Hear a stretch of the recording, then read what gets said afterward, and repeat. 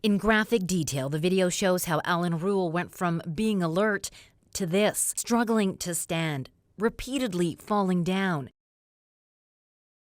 and eventually lying on the concrete floor, one side of his body paralyzed by a stroke, virtually ignored by RCMP, says a lawsuit. You're alone, you're cold, you don't know why you're there.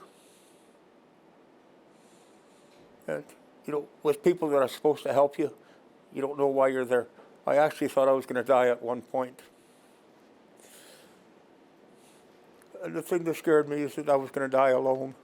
Ruel is still suffering the repercussions of that stroke. He was arrested by Airdrie RCMP for public intoxication in 2015 after a bar employee called police saying he was drunk and acting strangely, despite being served only water at the bar. I don't blame the RCMP for picking him up.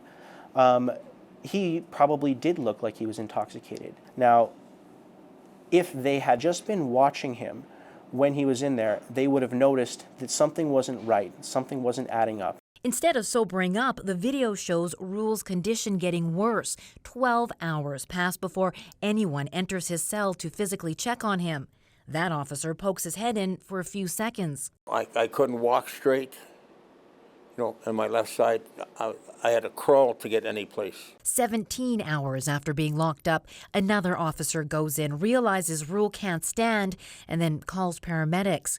A neurologist's report says Ruel may have suffered an initial stroke before his arrest that could have been confused for intoxication, and then a massive one while in custody, adding it's difficult to say if earlier medical attention would have helped. RCMP dispute all the allegations and deny any responsibility for what happened to Ruel, saying there were no obvious signs he was in medical distress.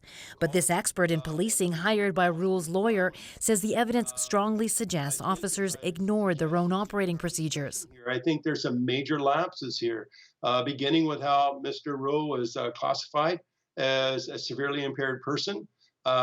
Kept with that assumption for the next 18 hours, in spite of evidence that there's a person undergoing a medical crisis. The RCMP's own manuals require officers to look for signs of drowsiness that may be an indicator of serious illness or injury, including stroke.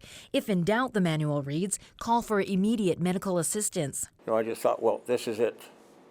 Your life is over.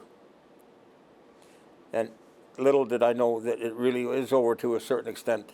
Okay, I'm still breathing, but what I know of my life before this is gone. The former offshore drilling consultant who had no plans to retire before his stroke is now hoping the lawsuit will help him pay his bills, saying he and his wife of 36 years are struggling financially. Rosa Marcatelli, CBC News, Calgary.